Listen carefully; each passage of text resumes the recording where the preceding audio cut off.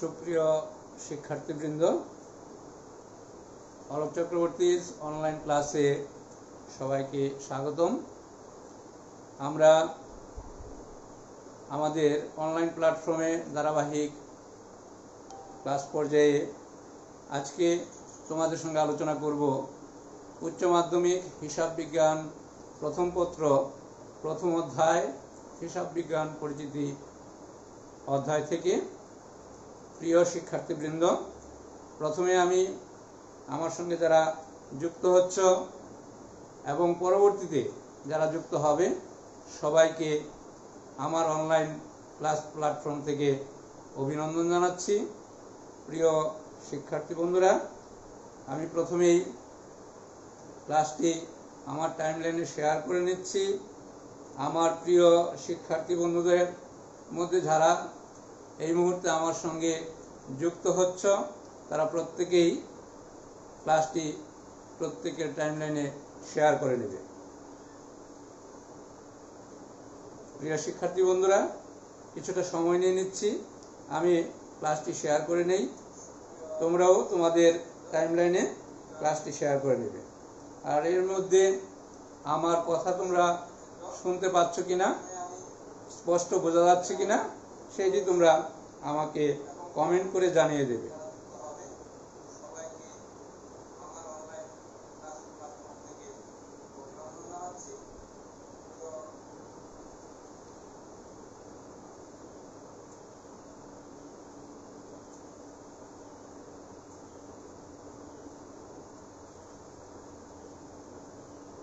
প্রিয় শিক্ষার্থীবৃন্দ, আমি ক্লাসটি শেয়ার করে নিচ্ছি।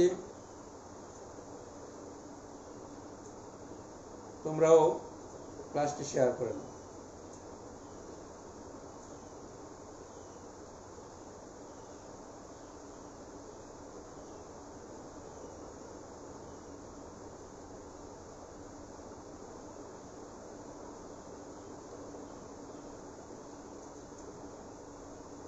যারা আমার সঙ্গে যুক্ত হচ্ছ আমি সবাইকে আমার অনলাইন ক্লাস প্ল্যাটফর্ম থেকে অভিনন্দন জানাচ্ছি। আমরা ধারাবাহিকভাবেই কোভিড-19 সিচুয়েশনের শুরু থেকেই আমরা অনলাইনের মাধ্যমে আমাদের ক্লাস পরিচালনা করছি। অনেকেই আমার সঙ্গে শুরু থেকেই যুক্ত আছো এবং নতুনভাবে অনেকে যুক্ত হচ্ছে। প্রিয় শিক্ষার্থী বন্ধুরা, তোমরা জানো যে অনলাইন ক্লাস শুরু হওয়ার সূচনা লগ্নেই আমি আমার ব্যক্তিগত আইডি থেকে অলোক চক্রবর্তী অনলাইন ক্লাস নামে একটি পেজ ওপেন করি, যেই পেজের মাধ্যমে আমি আমার ক্লাস পরিচালনা করছি। ইতিমধ্যেই আমার পেজটিতে যারা লাইক প্রদান করেছে এবং যারা ফলোয়ার হয়েছে, আমি অলোক চক্রবর্তী অনলাইন ক্লাসের পক্ষ থেকে সবাইকে ধন্যবাদ জানাচ্ছি। প্রিয় শিক্ষার্থীবৃন্দ, আমি চাই আমার এই অনলাইন ক্লাস পেজটি শিক্ষার্থীদের উপকারে আসুক। কাজেই আমার প্রিয় সহকর্মীবৃন্দ, শুভানুধ্যায়ী বন্ধুবর্গ, শ্রদ্ধেয় অভিভাবক মণ্ডলী, যারাই আমার সঙ্গে আমার ক্লাসে যুক্ত হচ্ছেন এখন বা পরবর্তীতে আমার ক্লাসটি যারা দেখবেন, আমি প্রত্যেকের প্রতি সুনির্বন্ধ অনুরোধ রাখছি যে আপনারা আমার ক্লাসটি শেয়ার করবেন, মেনশন করবেন, যাতে করে অধিক পরিমাণ শিক্ষার্থীর কল্যাণে এই ক্লাসটি অনেকেরই উপকারে আসে, সেটি সকলের প্রতি আমার সুনির্বন্ধ অনুরোধ।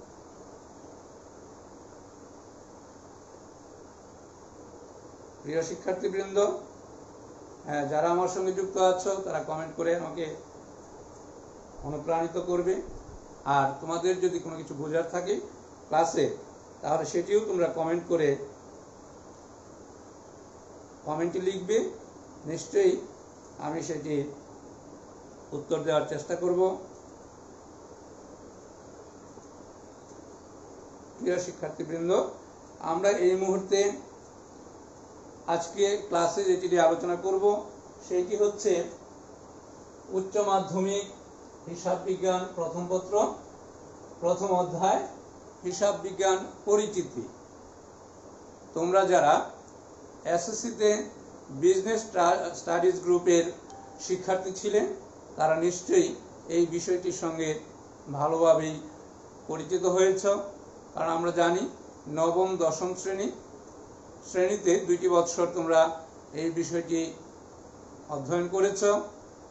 আর যারা উচ্চ মাধ্যমিক পর্যায়ে এসে আমাদের বিজনেস স্টাডিজ গ্রুপটিকে চয়েস করেছ, কেউ বিজ্ঞান বিভাগ থেকে, কেউ বা মানবিক বিভাগ থেকে, আবার অনেকেই মাদ্রাসা শিক্ষা বোর্ডের অধীনে এসএসসি বা সমমান পরীক্ষায় পাশ করে তারাও এই বিজনেস স্টাডিজ গ্রুপের শিক্ষার্থী হিসেবে ভর্তি হয়েছ।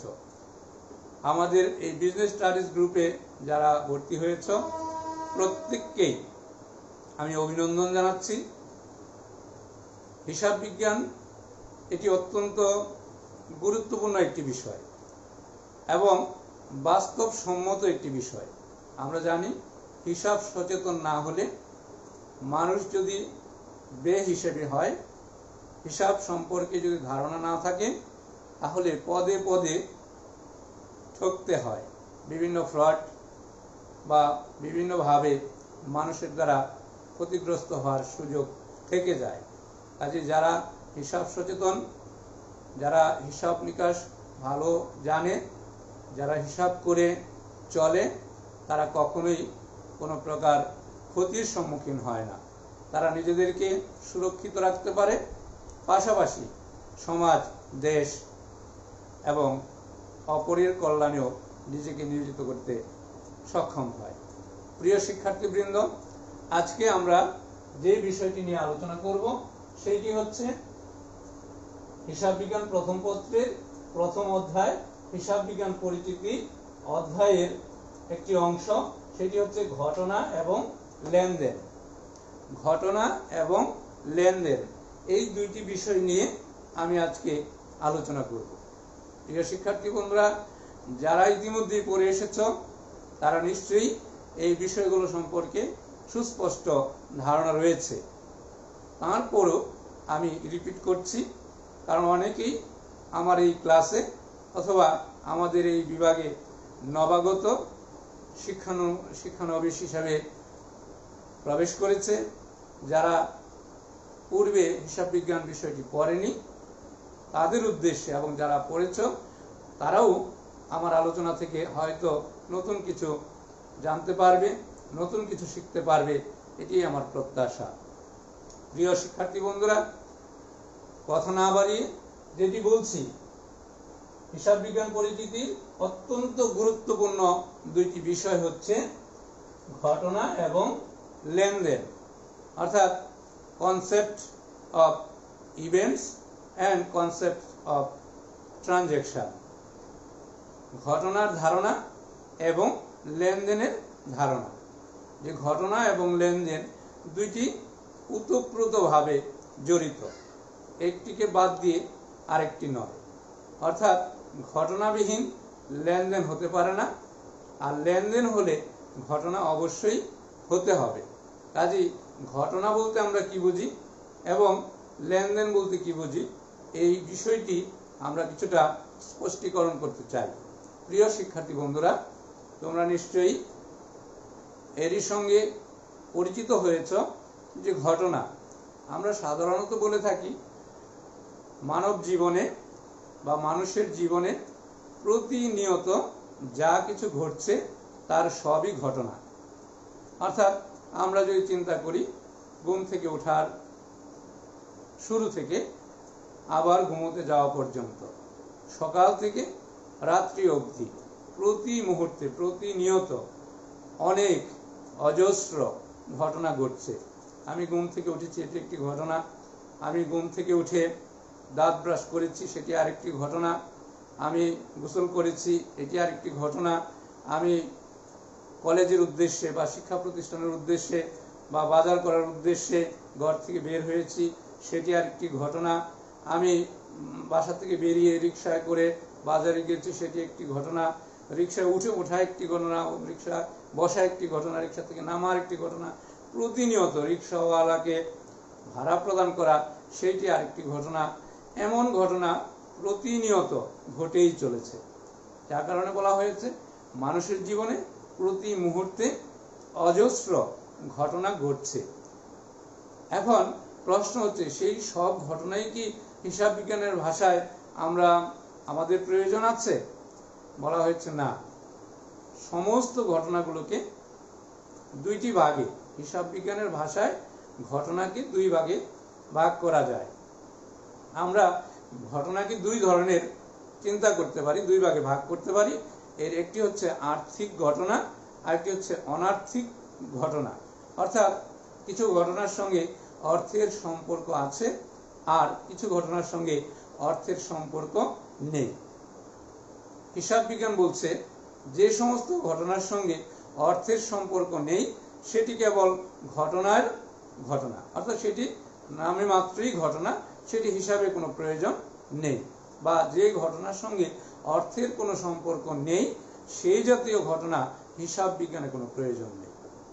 তাহলে যে ঘটনার সঙ্গে অর্থের সম্পর্ক থাকবে সেই ঘটনাগুলোই আমাদের হিসাব বিজ্ঞানের আলোচনায় আসবে, অথবা হিসাব বিজ্ঞানের বিভিন্ন কর্মকাণ্ডের সঙ্গে সম্পৃক্ত থাকবে।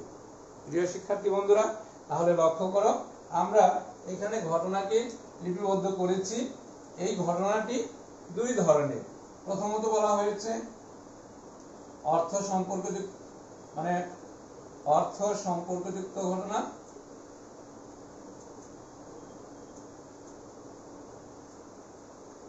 এবং অর্থ সম্পর্কযুক্ত ঘটনা বা আর্থিক ঘটনা। আরেকটি হচ্ছে অনার্থিক ঘটনা।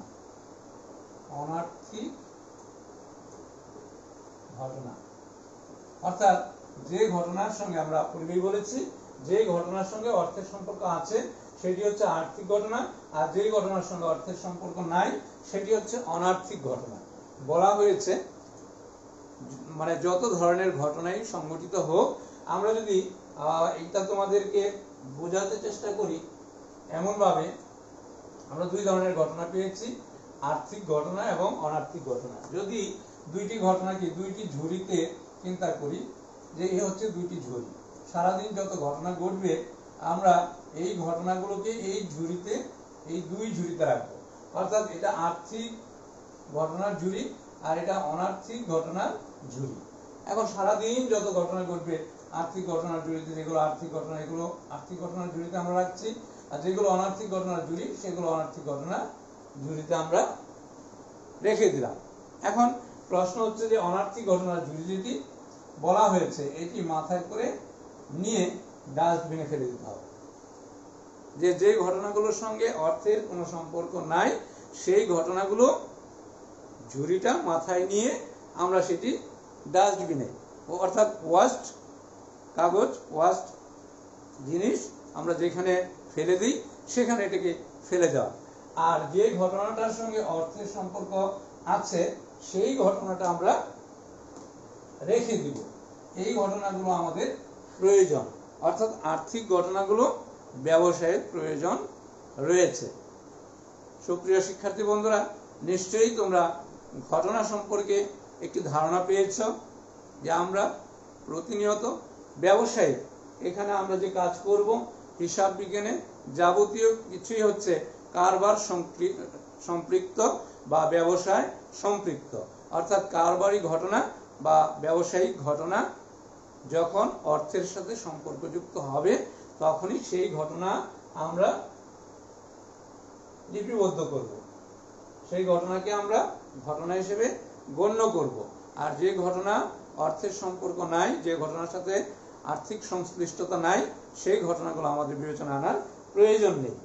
সুতরাং এই ঘটনাকে আমরা যখন দুইটি ভাগে ভাগ করে ফেললাম, অনার্থিক ঘটনাটা আমাদের প্রয়োজন নেই, এটিকে ক্রস দিয়ে দিলাম, আর্থিক ঘটনা প্রয়োজন। এখন সে আর্থিক ঘটনাই হচ্ছে লেনদেনের মূল ভিত্তি, অর্থাৎ ঘটনার পরেই লেনদেনের উৎপত্তি, ঘটনার থেকেই লেনদেনের সূত্রপাত হয়। যদি ঘটনা ঘটে তবেই লেনদেন হবে, আর ঘটনাই না ঘটে তবে তো লেনদেন হওয়ার সুযোগ নেই। প্রিয় শিক্ষার্থী বন্ধুরা, নিশ্চয়ই লক্ষ্য করবে যে যখনই কোনো ঘটনা ঘটে সেই ঘটনার সঙ্গে অর্থের সম্পৃক্ততা থাকে তখন সেটি লেনদেন হবে। আর লেনদেন হলে আমরা লেনদেন লিপিবদ্ধ করব হিসাবের খাতায়। লেনদেন বলা হয় হিসাবের মূল ভিত্তি হচ্ছে লেনদেন। তো সেই লেনদেন সংগঠিত হলে এখানে যে কথাটি বলা হয়েছে যে ঘটনা সংগঠিত হবে এবং ঘটনার সাথে অর্থের সম্পর্ক থাকবে, অর্থাৎ আর্থিক ঘটনাগুলো লেনদেন হবে।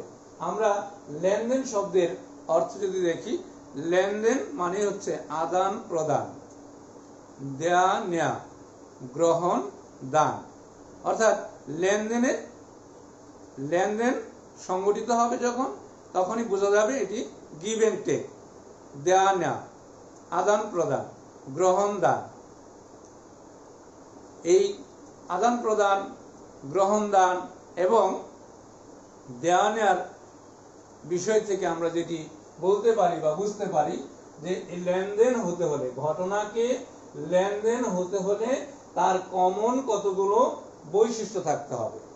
অর্থাৎ কোন ঘটনাটি লেনদেন হবে, কোন ঘটনাটি আমরা হিসাবে লিপিবদ্ধ করব, সেইটি আমরা কিন্তু এখানে দেখব যে কখন আমরা ঘটনাটাকে লেনদেন হিসাবে বিবেচনা করব। প্রিয় শিক্ষার্থী বন্ধুরা, আমাদের সঙ্গে অনেকেই যুক্ত আছে দেখতে পাচ্ছি। আমি সবাইকেই ধন্যবাদ জানাচ্ছি। তোমরা আমার সঙ্গেই থাকো এবং মনোযোগ সহকারে আমার ক্লাসটি তোমরা ফলো করো, তাহলে নিশ্চয়ই অতি সহজে এই বিষয়গুলো বুঝতে সক্ষম হবে। প্রিয় শিক্ষার্থী বন্ধুরা, আমরা যেটি বলছি যে লেনদেন শব্দের আবিধানিক অর্থে আমরা বললাম লেনদেন মানে হচ্ছে আদান প্রদান, দেয়া নেয়া, গ্রহণ দান। সেই আদান প্রদানটা হবে কারবারি লেনদেন বা ব্যবসায়িক লেনদেন, যেটি নিয়ে আমরা আমাদের হিসাব বিজ্ঞানে বিভিন্ন কর্মকাণ্ড পরিচালিত হবে। প্রিয় শিক্ষার্থী বন্ধুরা, তাহলে ঘটনা আমরা পেলাম আর্থিক ঘটনা। এখন আর্থিক ঘটনা হলেই যে লেনদেন হবে তা কিন্তু নয়। আর্থিক ঘটনার আবার কতগুলো কমন বৈশিষ্ট্য থাকতে হবে, যে বৈশিষ্ট্যগুলো থাকলে তখন আমরা সেই ঘটনাটিকে লেনদেন হিসাবের খাতায় বিবেচনায় নেব বা হিসাবে লিপিবদ্ধ করব, নতুবা না। তো সেই লেনদেন হতে হলে প্রথমেই বলা হয়েছে আর্থিক অবস্থার পরিবর্তন, অর্থাৎ যে ঘটনাটি ঘটবে সেই ঘটনার দ্বারা কারবার বা প্রতিষ্ঠানের বা ব্যক্তির, যে ব্যক্তি ব্যবসায়ের সঙ্গে জড়িত সেই ব্যক্তির বা সেই প্রতিষ্ঠানের, সেই কারবারের আর্থিক অবস্থার পরিবর্তন ঘটতে হবে। যদি কোনো ঘটনা সংঘটিত হয়েছে সেই ঘটনার দ্বারা ব্যবসায়ের আর্থিক অবস্থার কোনো পরিবর্তন হয়নি, তাহলে সেই ঘটনাটি লেনদেন হিসেবে বিবেচিত হবে না। প্রিয় শিক্ষার্থী বন্ধুরা, এই আর্থিক অবস্থার পরিবর্তন হতে হবে, কোনো ঘটনা সংঘটিত হবে এবং সেই ঘটনার সঙ্গে আর্থিক অবস্থার পরিবর্তন ব্যবসায়ে ঘটবে, তখনই এটি লেনদেন বলে আমরা বিবেচনা করব। দ্বিতীয় যে বৈশিষ্ট্যের কথা বলা হয়েছে সেটি হচ্ছে অর্থের অঙ্কে পরিমাপযোগ্য। অর্থের অঙ্কে পরিমাপযোগ্য ঘটনা এমন হবে যে অর্থের সম্পৃক্ততা আছে, কিন্তু সেই অর্থের সম্পৃক্ততা কতটুকু সেইটি যদি বিবেচনা করা না যায়, পরিমাপ করা না যায়, তাহলে সেই ঘটনা লেনদেন হিসেবে বিবেচনা করা যাবে না। তাহলে আমরা কি বলতে পারি যে ঘটনা তখনই লেনদেন হবে যখন সেই ঘটনাটি অর্থের অঙ্কে পরিমাপ করা যাবে। অর্থাৎ আমরা যদি মনে করি এই যে আমার হাতে যে কলমটি রয়েছে, মার্কার পেনটি রয়েছে, এটির মূল্য 30 টাকা। তাহলে আমি পরিমাপ করতে পারছি যে এই পেনটির অর্থনৈতিক মূল্য হচ্ছে 30 টাকা। একটি পরিমাপ আছে। এটি 5 টাকাও হতে পারে, 50 টাকাও হতে পারে, 5,000 টাকাও হতে পারে। আমরা যদি আমাদের দেশের বাজেটের কথা বলি, 5 লক্ষ কোটি টাকাও হতে পারে। যেটি পরিমাপ করা যাবে সেই পরিমাপ যোগ্য হতে হবে। অর্থাৎ লেনদেন হতে হলে ঘটনাটিকে অবশ্যই অর্থের অঙ্কে পরিমাপযোগ্য হতে হবে। উদাহরণস্বরূপ আমরা বলতে পারি যে কোনো একটি ব্যবসায় প্রতিষ্ঠানের ম্যানেজার হঠাৎ দুর্ঘটনা কবলিত হয়ে হয়তো মৃত্যুবরণ করল। এখন মালিক বলছে এই ম্যানেজারের, দক্ষ একজন ম্যানেজারের বিদায়ে বা অপমৃত্যুতে, অপঘাতে এই ব্যবসায় প্রতিষ্ঠানের বিরাট অঙ্কের ক্ষতি হয়েছে। প্রশ্ন করা হচ্ছে যে কি পরিমাণ ক্ষতি হলো, টাকায় বলেন যে এই ম্যানেজারের মৃত্যুতে আপনার প্রতিষ্ঠানে কত টাকা ক্ষতি হয়েছে। বলছে যে এটি টাকায় পরিমাপ করে বলা যাবে না। অর্থাৎ এই ক্ষতিটি কি পরিমাণ সেটি টাকায় পরিমাপ করে বলা যাবে না। আবার আমরা যদি বলি যে আমরা মালিকের, একটি ব্যবসা প্রতিষ্ঠানের মালিক যার কোনো সন্তান নেই, দীর্ঘ বৎসর সে কোনো সন্তানের মুখ দেখছে না, দেখা গেল যে এবছর সেই মালিকের একটি পুত্র সন্তান লাভ হলো। অর্থাৎ পুত্র সন্তান লাভের সঙ্গে সঙ্গে মালিক মহা খুশি হয়েছে, একটি অত্যন্ত আনন্দের ঘটনা, মহা আনন্দ। এই আনন্দের মধ্যে বলা হচ্ছে এই যে ঘটনাটি ঘটেছে, এই ঘটনার দ্বারা আপনি যে আনন্দটা পাচ্ছেন সেই আনন্দ কত টাকা, বলা হয়েছে যে এটি টাকায় পরিমাপ করে বলা যাবে না। তাহলে এই জাতীয় ঘটনাগুলো টাকায় পরিমাপ করা যায় না, সেই ঘটনাগুলো লেনদেন হিসেবে লিপিবদ্ধ করা যাবে না। তাহলে আমরা দুটি কমন বৈশিষ্ট্য দেখে নিলাম। আর্থিক অবস্থার পরিবর্তন ঘটতে হবে লেনদেনের ঘটনার দ্বারা, তবেই সেটি লেনদেন হবে। তারপরে যেটি দেখলাম অর্থের অঙ্কে পরিমাপযোগ্য হতে হবে, তাহলে সেটি লেনদেন হবে। আবার বলা হয়েছে দ্বৈত সত্তা, ডাবল এন্ট্রি সিস্টেম আমরা যেটিকে বলি। হিসাব বিজ্ঞানের, আধুনিক হিসাব বিজ্ঞানের মূল সূত্র বা মূল মন্ত্র আমরা বলতে পারি যে ডাবল এন্ট্রি সিস্টেম। তাহলে ডাবল এন্ট্রি সিস্টেমে বলা হচ্ছে দ্বৈত সত্তা, লেনদেন সংগঠিত হতে হলে যে ঘটনাটি ঘটবে সেই ঘটনার মধ্যে দুইটি সত্তা থাকবে বা দুইটি দিক থাকবে, দুইটি পক্ষ থাকবে, যে দুই পক্ষ ব্যতীত লেনদেন হবে না। অর্থাৎ এক পক্ষে কখনোই লেনদেন হতে পারে না। আমি এখন অনলাইন প্ল্যাটফর্মে দাঁড়িয়ে ক্লাস করছি, যে আমার অপোজিটে আমার প্রিয় শিক্ষার্থীবৃন্দ অংশগ্রহণ করছে, আমি কথা বলে যাচ্ছি, কিন্তু আমি আমার শিক্ষার্থীদের দেখতে পাচ্ছি না। তারপরও অনুমান করে নিচ্ছি যে আমার এই অনলাইন প্ল্যাটফর্মের অডিয়েন্সে আমার প্রিয় শিক্ষার্থীবৃন্দ রয়েছে, তাদের উদ্দেশ্যে আমি কথা বলছি। আমি বক্তা, আমার প্রিয় শিক্ষার্থীবৃন্দ হচ্ছে শ্রোতা। আমি বলছি, তারা শুনছে। তাহলে এখানেও দুইটি পক্ষ রয়েছে, এক পক্ষ বলছি, অন্য পক্ষ সেইটি গ্রহণ করছে বা শুনে যাচ্ছে। এমনি হিসাবের ক্ষেত্রেও, লেনদেনের ক্ষেত্রেও যে ঘটনাটি ঘটবে সেই ঘটনায় অবশ্যই দুইটি পক্ষ থাকবে। এক পক্ষ গ্রহণ করবে, আরেক পক্ষ প্রদান করবে। অর্থাৎ এক পক্ষ দিবে, আরেক পক্ষ নিবে। এক পক্ষ দাতা হবে, আরেক পক্ষ গ্রহীতা হবে। শুধুমাত্র দাতায় কোনো লেনদেন হবে না, শুধুমাত্র গ্রহীতায় কোনো লেনদেন হবে না।